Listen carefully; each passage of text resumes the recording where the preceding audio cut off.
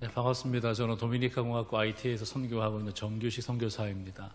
선교주의를 맞이해서 여러분 뵙게 돼서 정말 감사하게 생각합니다. 가족 사진과 잠깐 사역 소개를 먼저 드리고 말씀을 나누겠습니다. 2011년 겨울에 처음 도미니카 IT에 갔었습니다. 그리고 지금 11년 좀 지났는데요. 저희 딸이 4살 때였고 지금 이제 16살까지 컸습니다. IT는 2010년에 지진 났을 때 처음 알게 되었습니다. 그 전까지는 IT 도미니카가 아프리카인지 어딘지 잘 몰랐었는데 미국과 캐나다 있는 북미 그리고 브라질, 페루인 남미 중간에 도미니카 공화국과 IT가 한 섬에 함께 삽니다. 그래서 오른쪽 3분의 1은 도미니카 공화국이고 왼쪽에 3분의 1은 IT입니다. 도미니카는 스페인어를 사용하고 있고 IT는 불어를 씁니다.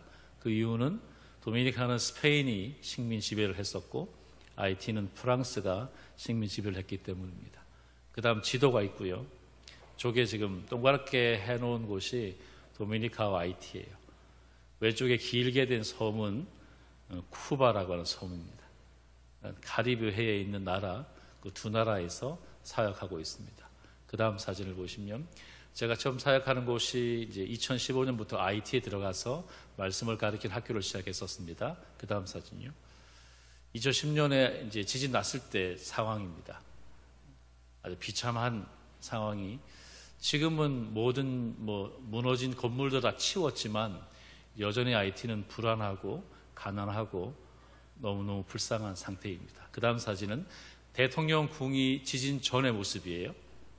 아주 잘 지어졌습니다. 그 다음 사진은 대통령 궁이 다 무너진 사진입니다. 맨 위에 있는 것이 지진 때문에 무너졌고 12년이 지난 지금 오른쪽에 아무것도 없는 공터로 여전히 남아 있습니다.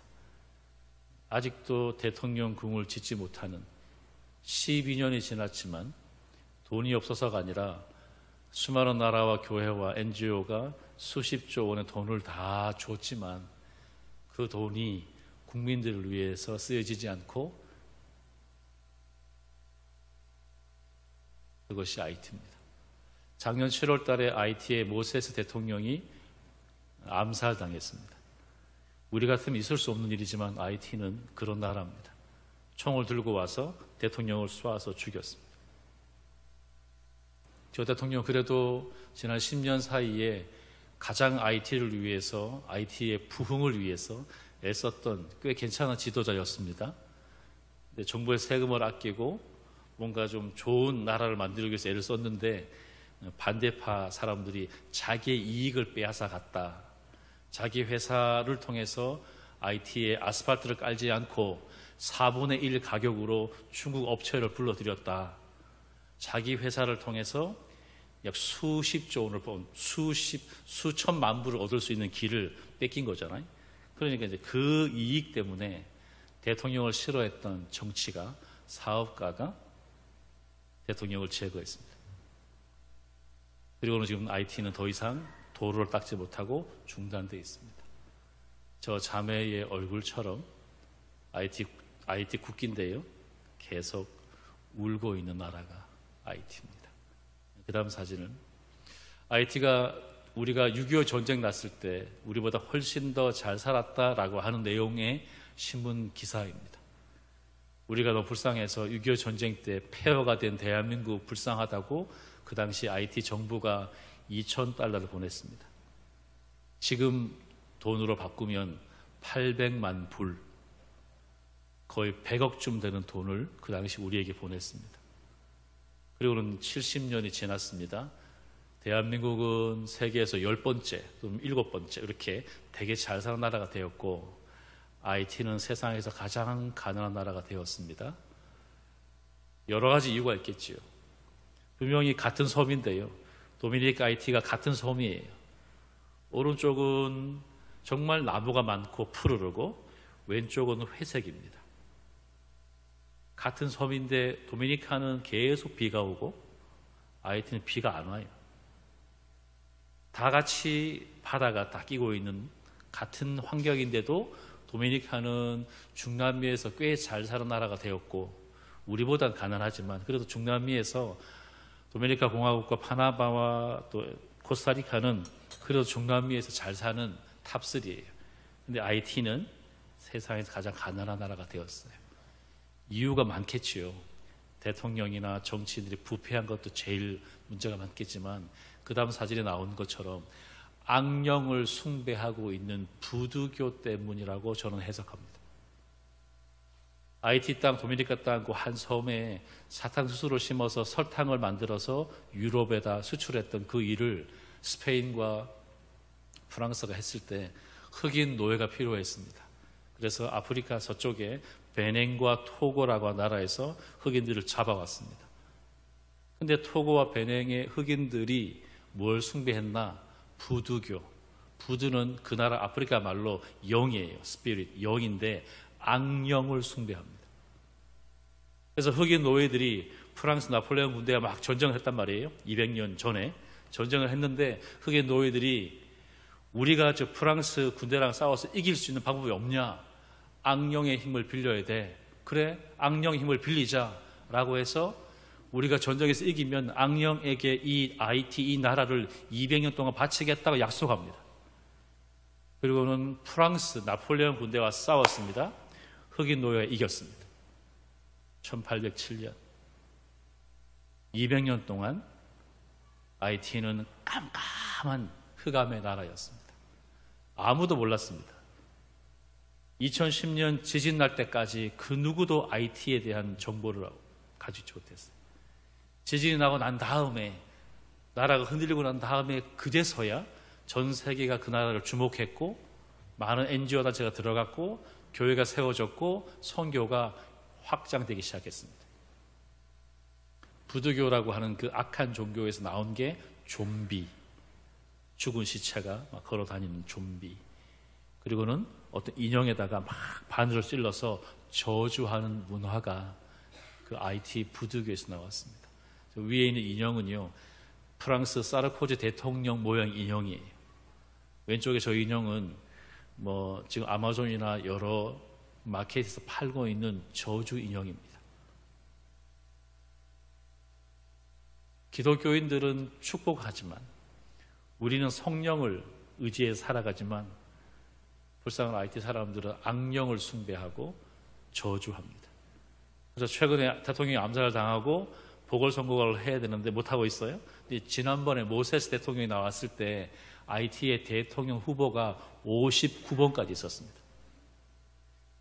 인구가 800만 밖에 안 되는데요. 우리 경기도밖에 안 되는 작은 그 나라에 대통령 후보가 59명이 있어요. 뭐 다 나와요, 다. 지금은 더 나올걸요. 깽단이 49개가 늘었어요. 서로 총을 쏘고 서로 땅을 빼앗고 주소를 빼앗고 선교단체가 만들어 놓은 그 시설을 다 갈취하고 그런 상황이 있습니다. 그 다음 사진이요. 저 땅에서 제가 했던 일은 지금 이제 2년 동안 코로나 터지고 상황이 좋지 않아서 제가 들어갈 수 없는데 2년 동안에 IT 청년들, 뭐 신학생들, 목사님들하고 말씀을 한 장씩 공부하고 목사님의 설교를 어떻게 준비하는지 가르치는 그 일을 2010년 3월 2일까지 하다가 나와 있습니다. 잘 보시면 밑에 사진에 케이크 앞에 있는 분홍색 옷을 입고 있는 학생이 있습니다. 자기 생일입니다. 제가 케이크를 사줬습니다. 근데 안 기뻐하잖아요. 잘 보세요. 안 웃어요. 뒤에 서 있는 저나 몇 사람 친구들은 막 재밌게 웃는데 안 웃잖아요. 많은 IT 사람들이 뭐라고 알고 있냐면 사진을 찍으면 내 영혼이 빼앗긴다라고 생각합니다. 사진을 안 찍고 싶어 해요. 근데 제가 이제 학교 선생님이니까 할 수 없이 찍는데 기분은 안 좋은 거예요. 그러니까 안 웃어요. 지 생일인데도 인상 팍 쓰고 있는 거예요. 자기 생일인데. 저 아이들이 저에게 질문하거든요. 뭐 저희들이 공부할 때 여러분들 학교에서 공부할 때 뭐 노트북 그러면은 랩탑이죠, 랩탑. 이제 우리 아이들 노트북은 공책이에요, 공책. 진짜 공책이에요. 볼펜으로 써요, 그리기도 하고. 랩탑 없어요, 아무것도 없어요. 장비가 없죠. 목사님, 우리 IT 교회 목사님 얘기하는데 돼지고기 먹으면 안 되지요. 돼지고기 안에 귀신이 있다면서요. 돼지고기 안에 귀신이 있다라고 가르쳤어요. 왜 그렇게 생각하냐? 예수님이 귀신 들린 사람을 고칠 때 그 귀신, 군대 귀신이 돼지에 들어갔어요. 돼지가 죽었어요. 성경에 나와요. 근데 이미 죽었는데 돼지는 그 돼지가 이 돼지가 아니잖아요. 우리가 먹는 삼겹살하고 다르잖아요. 근데 많은 사람들이 돼지 안에 귀신이 있어서 먹으면 안 돼. 돼지를 안 먹어요. 삼겹살을 안 먹어요. 두 번째 더 놀라운 건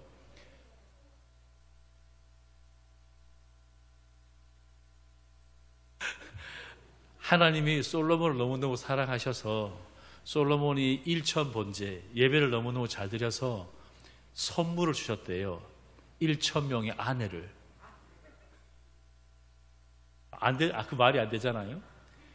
그러니까 솔로몬의 아빠 다윗은 전쟁에서 나라를 키웠고 아들 솔로몬은 샬롬, 평화라고 하는 이름을 갖고 있었기 때문에 안 싸웠어요. 손에 피 안 묻히고 여러 나라 공주랑 결혼해서 외교 관계를 통해서 나라를 키웠어요. 그러니까 공주가 굉장히 많이 왔겠죠. 공주만 온 게 아니라 공주들이 이방 나라 공주들이 믿었던 우상을 다 가져왔겠죠. 그래서 예루살렘 성전 예배당 주변에 각 이방 신전을 다 지었어요.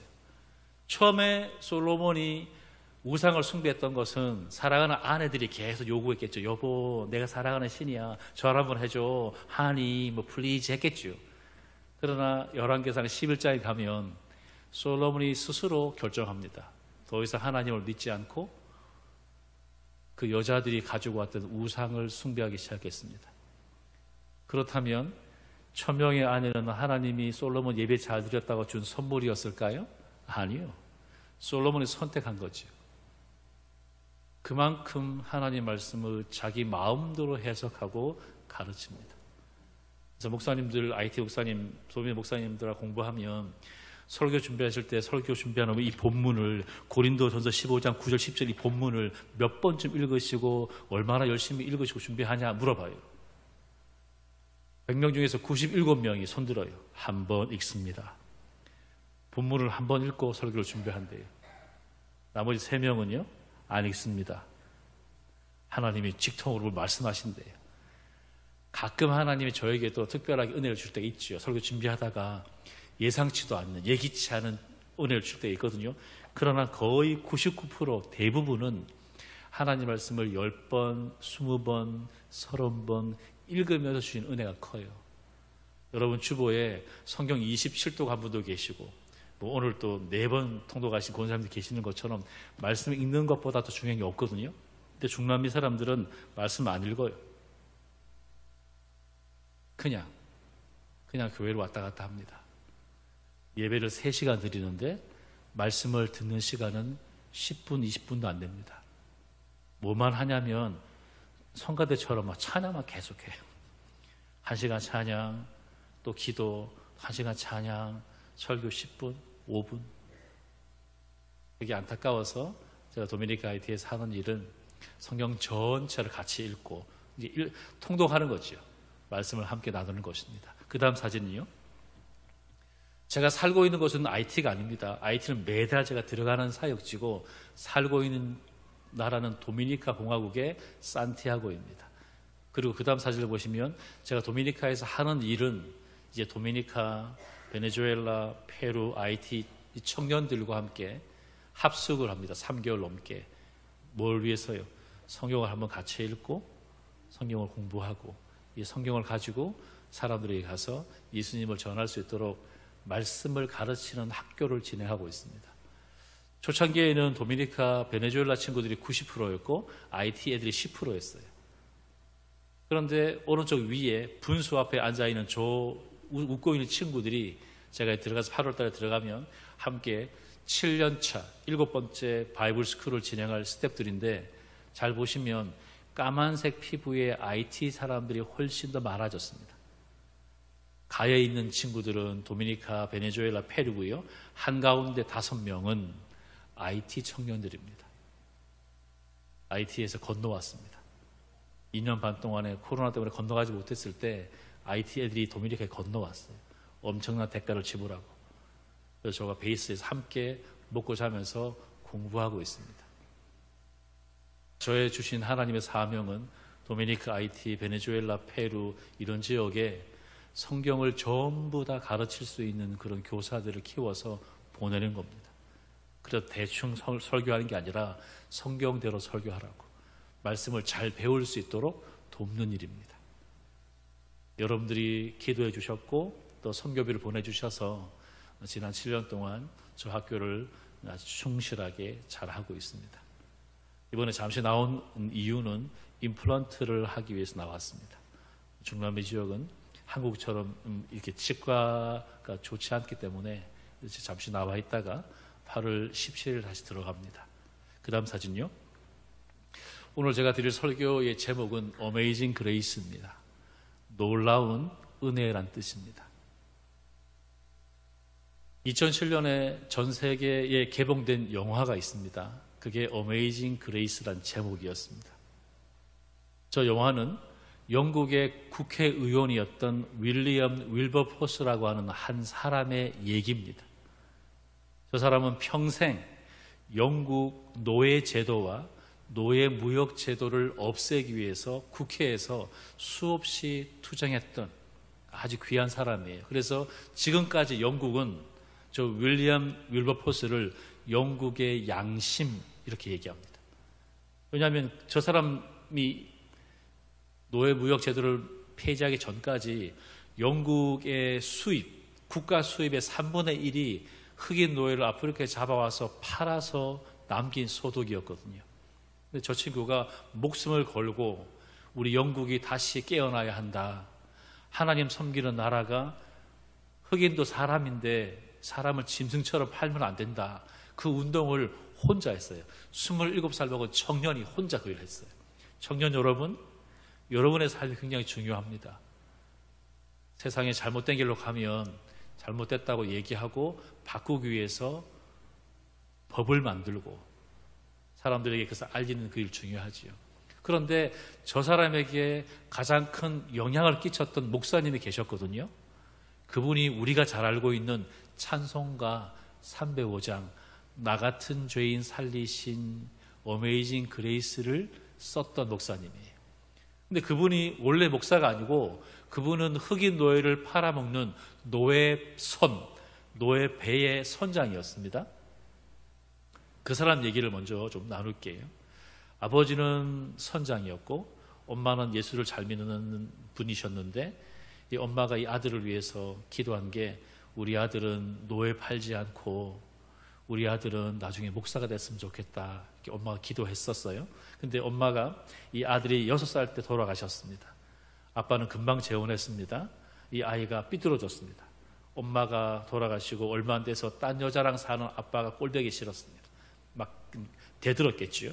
그래서 아빠는 이 아이를 잘 키우고 싶어서 사나이처럼 키우고 싶어서 자기 배에 태워요. 왜냐하면 배를 타고 뱃사람과 함께 열심히 뱃일을 하면 더 강해질 거야.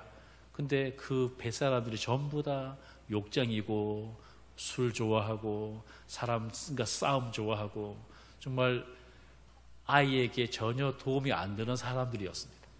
근데 그 배에서 그 아들이 그 사람과 함께 살면서 욕을 너무 많이 배워서 입만 열면 욕하고요. 군대 갈 나이에 군대 갔는데 탈영하고요. 그리고 노예를 잡기 위해서 가는 곳곳마다 사람을 괴롭히고 때리고 학대하고 그렇게 10대, 20대를 살았습니다.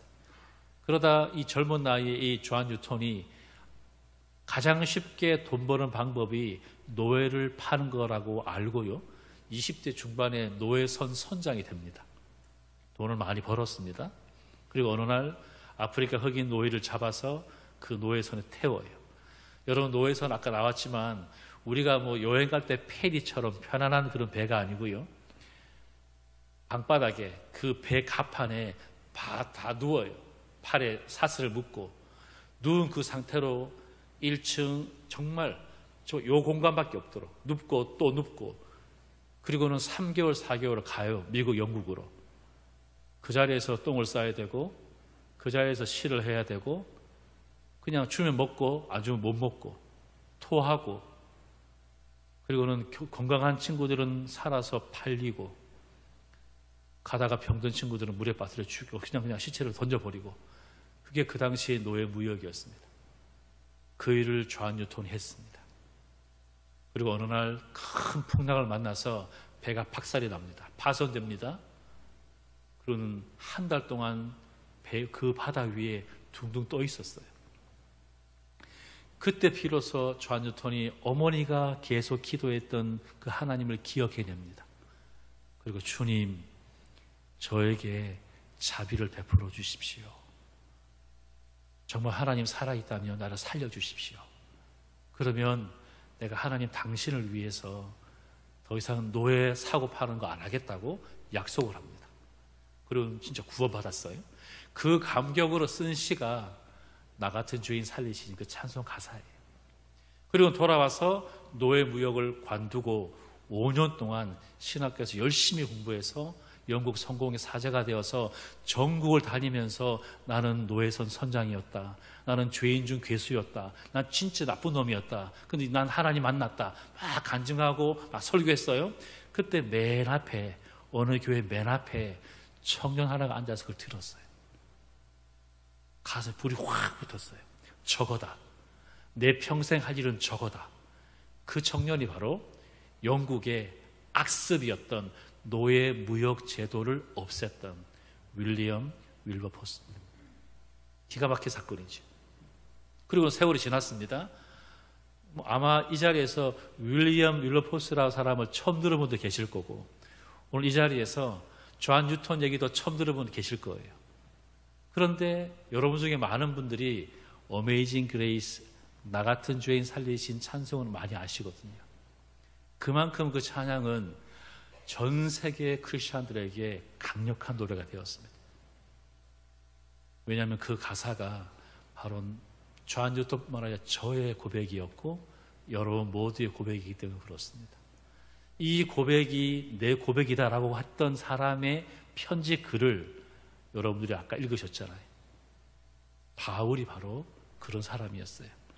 바울은 디모데에게 보낸 편지 디모데전서 1장에서 자기의 과거를 이렇게 소개합니다. 내가 전에는 회방자요, 박해자요, 폭행자였습니다.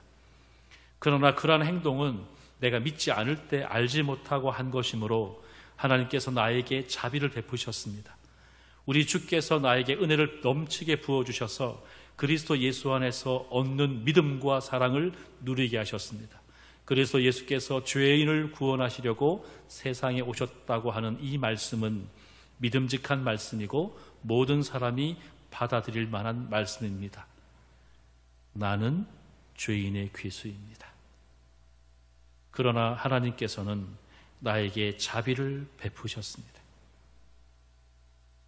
그럼 바울이 사울이었을 때 성경에 맨 처음 등장하는 장면은 어디냐면 스데반 집사를 돌로 쳐 죽이는 그 현장이었어요.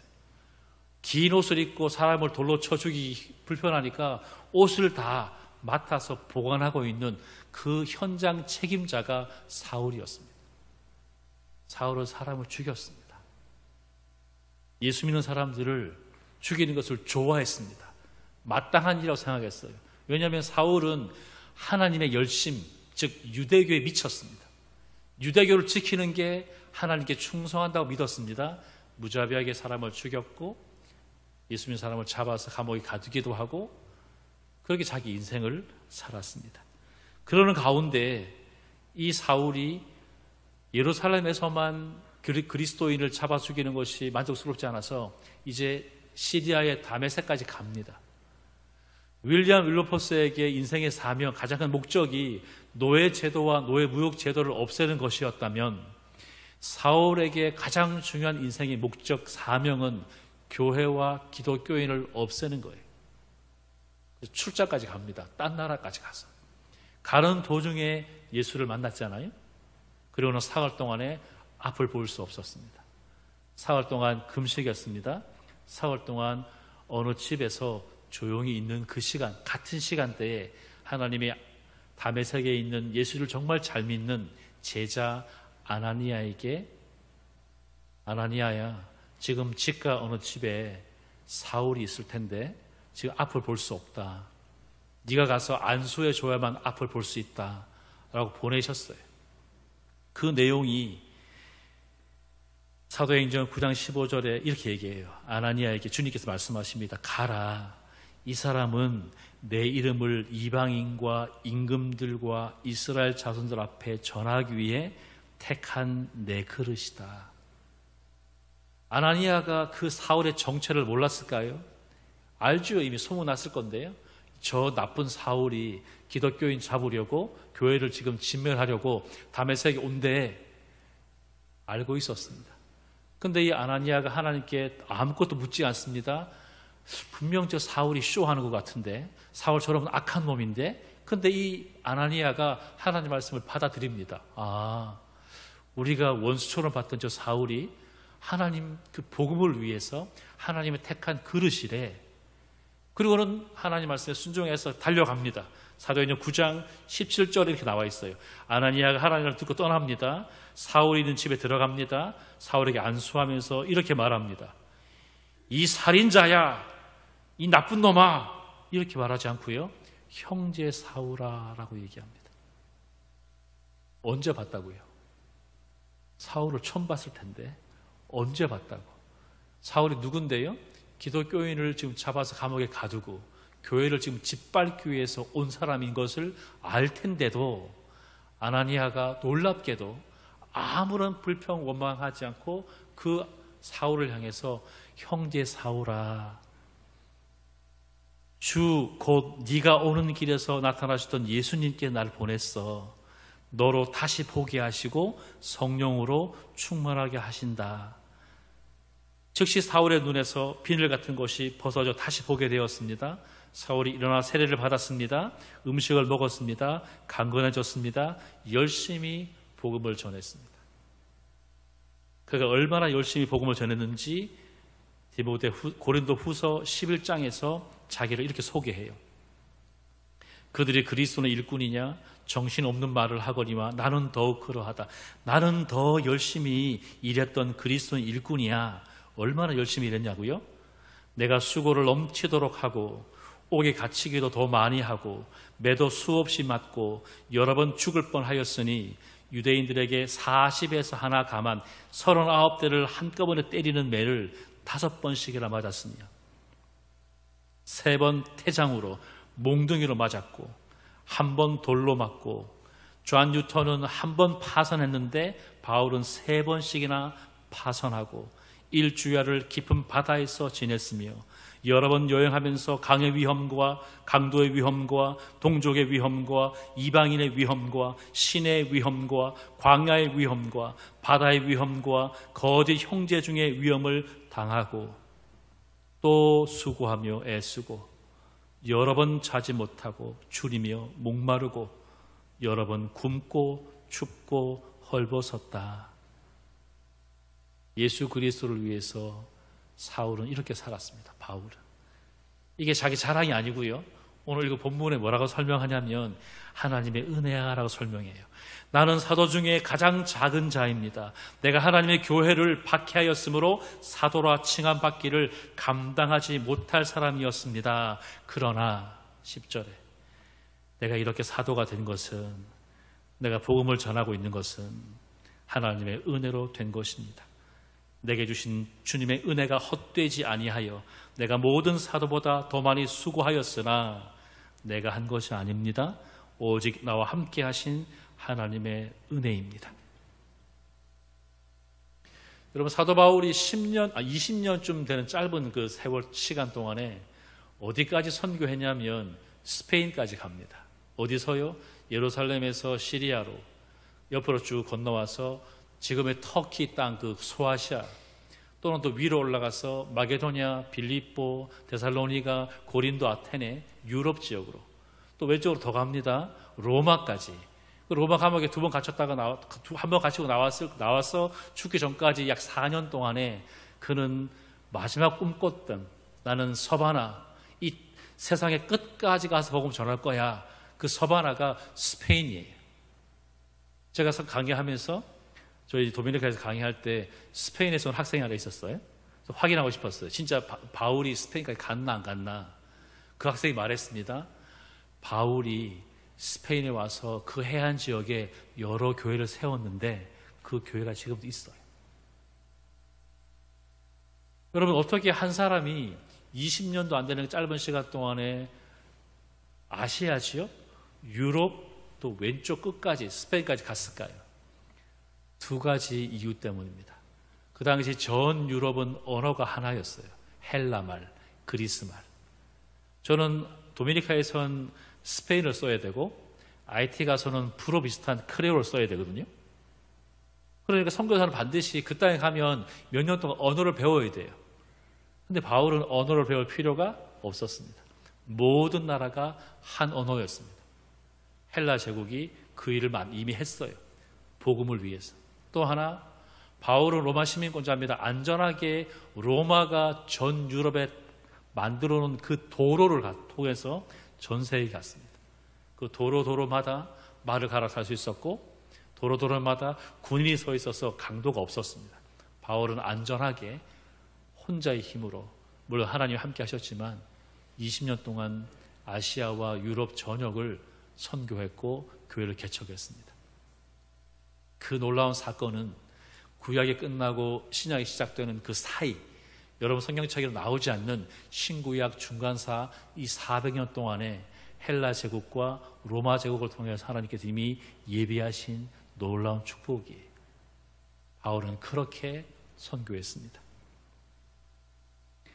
바울은 죄인 중에 괴수였는데 하나님의 은혜로 사도가 되었습니다. 하나님의 은혜란 얘기를 우리가 자주 합니다. 저희 딸도 물어봅니다. 고등학생 되는 딸이 어릴 때 아빠 설교할 때 하나님 은혜 얘기를 자주 하시는데 축도할 때 뭐 주 예수 그리스도의 은혜와 항상 은혜 얘기하시는데 은혜가 뭐냐고 물어봅니다. 은혜는 그레이스야. 그레이스 영어 알아. 근데 그 은혜가 뭐냐고. 물고기에게 뭐가 없으면 죽지요? 물. 우리에겐 뭐가 없으면 지금 한 2, 3분 지나면 다 죽지요? 공기. 물고기에게 물, 우리 사람에겐 공기, 그리고 하나님을 믿는 그리스도인들에게 은혜. 물이 없으면, 공기가 없으면 살 수 없잖아요. 마찬가지로 우리 역시 하나님의 은혜 없이는 살 수 없는데, 근데 여러분 나 자신을 잘 돌아보면 우리는 가끔씩 하나님의 은혜가 아닌 것으로 내 빈 마음을 채우고 있습니다. 그래서 요즘 최근에 등장한 아주 센 종교가 하나 있습니다. 기독교보다 더 세지고 있어요. 넷플릭스교. 넷플릭스 다 좋아하시잖아요. 전 세계 다. 너무 영화 좋아하고 너무 드라마 좋아하고.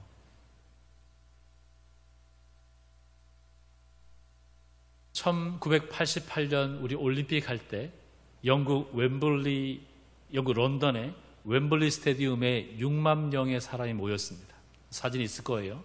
우리가 저 장소를 잘 아는 이유는 영국 런던 웸블리 스테디움은 맨체스터 유나이티드 축구팀의 메인 구장입니다. 박지성이가 뛰었던 곳입니다. 저기에 지금 6만 명이 모여서 콘서트를 합니다. 12시간 동안 진행되는 락 페스티벌이었습니다. 전 세계 락 밴드가 다 모여서 연주를 했습니다. 락 음악은 되게 시끄럽습니다. 너무너무 시끄럽거든요. 그 시간에 사람들이 저 음악에 취하고 술에 취하고 마약에 취했습니다. 비싼 돈을 주고 비행기를 타고 저기 다 모였어요. 살면서 너무너무 허전해서, 너무너무 목이 말라서, 영적인 갈증 때문에 텅 빈 마음을 채우고 싶어서 건너왔습니다. 소리 지르고 술 마시고 마약하고 12시간이 다 지나갔습니다. 맨 마지막 순서가 됐습니다. 흑인 여자분이 마이크 하나 들고 무대에 올라옵니다. 제시 노먼이라고 하는 미국의 유명한, 지금 돌아가셨지만 유명한 오페라 가수예요. 무대 불이 꺼졌습니다. 모든 세션머니 다 떠나고 아무도 없이 혼자 마이크 하나 들고 핀 조명 앞에 딱 서 있습니다. 밑에 있는 6만 명의 사람이 야유했습니다. 내려와! 우리는 더 큰 음악이 필요해! 더 연주가 필요해! 막 소리 질렀어요. 그러는 중에 이 여자분이 그 모든 야유를 들으면서도 조용히 이렇게 노래를 부릅니다. Amazing grace, How sweet the sound. 1절 노래를 들을 때 사람들이 조용해졌습니다. 큰 죄악에서 건지신 주 은혜 고맙다는 2절을 부를 때 아무도 떠들지 않고 제시노만을 쳐다봅니다. 이제껏 내가 산 것도 주님의 은혜라 3절을 부를 때 여기저기에서 노래를 따라 부르기 시작합니다. 훌쩍훌쩍 울기 시작합니다. 옛날에 내가 불렀던 노래인데, 우리 엄마 아빠가 불렀던 노래인데, 그걸 기억해내면서 그 기억을 더듬어가면서 3절 노래를 부르기 시작합니다. 거기서 우리 영원히 4절을 부를 때 모두가 다 이 노래를 부르는 거예요. 울면서 손을 들고, 어떤 분은 엎드려져서 펑펑 울면서 가슴을 치면서,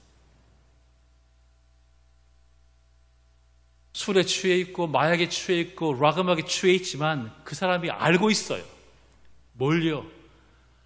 내 이 빈 영혼을 채울 수 있는 건 마약이 아니야, 음악이 아니야, 술이 아니야, 하나님의 은혜야. 근데 우리는 너무 많은 시간 하나님의 은혜 받는 것만 좋아하고 그 은혜를 꼭 붙잡고 살지 못합니다. 오늘 바울의 고백 가운데 제 마음속에 와닿은 게 뭐냐면, 하나님의 은혜가, 내게 주신 하나님의 은혜가 헛되지 않아서 내가 모든 사도보다 더 많이 수고했습니다. 근데 내가 한 게 아니고 하나님의 은혜였습니다. 하나님의 은혜가 내게 헛되지 않았다, 그래서 더 많이 수고했다. 이게 바울의 삶인데, 우리의 삶은요, 하나님의 은혜가 풍성했다, 그리고 다 샜다, 남는 게 하나도 없다, 그래서 나는 수고 안 하고 편안하게 교회 왔다 갔다 한다, 누가 일 다 하겠지, 누가 다 열심히 봉사하겠지.